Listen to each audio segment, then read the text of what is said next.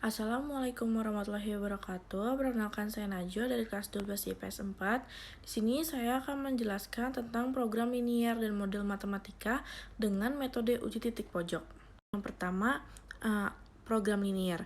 Program linier adalah cara untuk menyesuaikan suatu persoalan penyelesaian optimum dengan menggunakan metode matematik yang dirumuskan dalam bentuk persamaan-persamaan atau pertidaksamaan linier.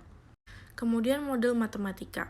Model matematika adalah suatu cara sederhana untuk menerjemahkan suatu masalah nyata ke dalam bahasa matematika dengan menggunakan persamaan, pertidaksamaan, dan fungsi. Kemudian metode uji titik pojok. Metode uji titik pojok adalah suatu metode dengan mensubstitusikan titik-titik pojok pada satu daerah himpunan penyelesaian DHP ke dalam fungsi tujuannya, fungsi sasaran, fungsi objektif. Nilai maksimum berarti nilai yang paling besar yang kita ambil, begitu juga untuk sebaliknya. Untuk nilai minimum kita ambil yang paling kecil.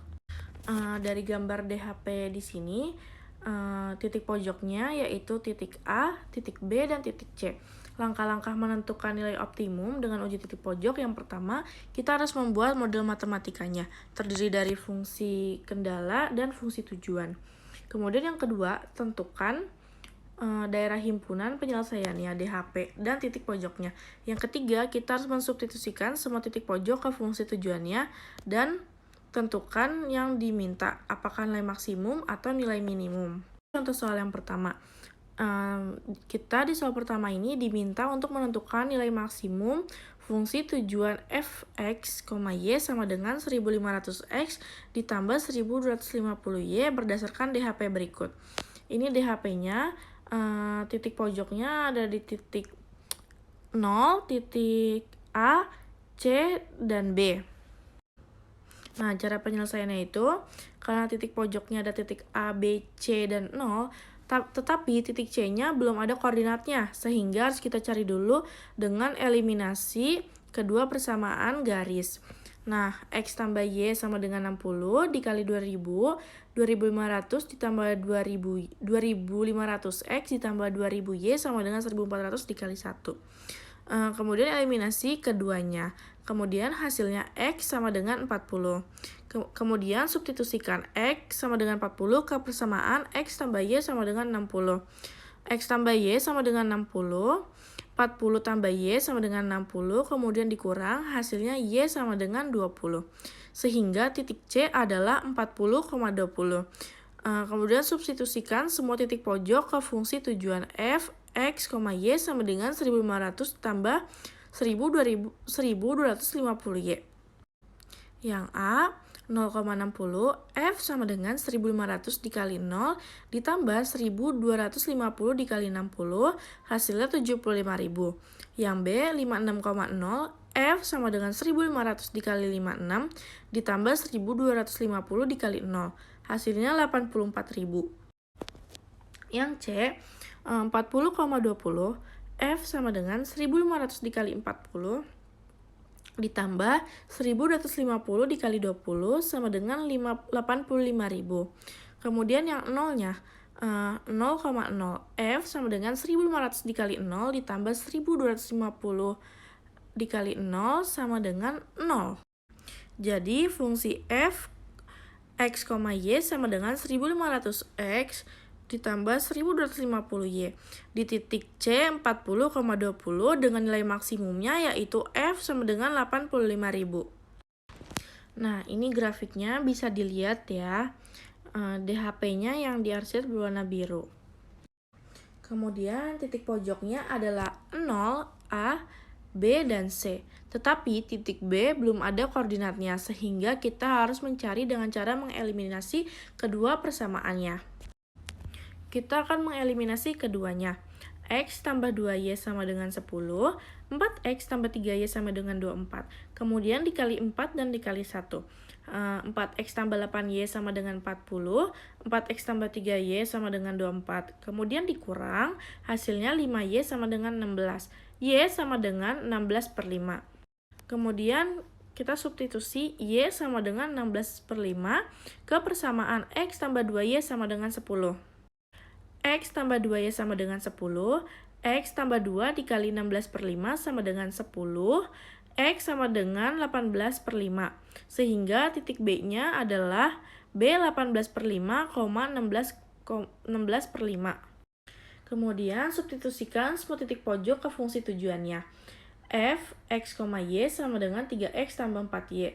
Dan hasilnya ada pada tabel ini.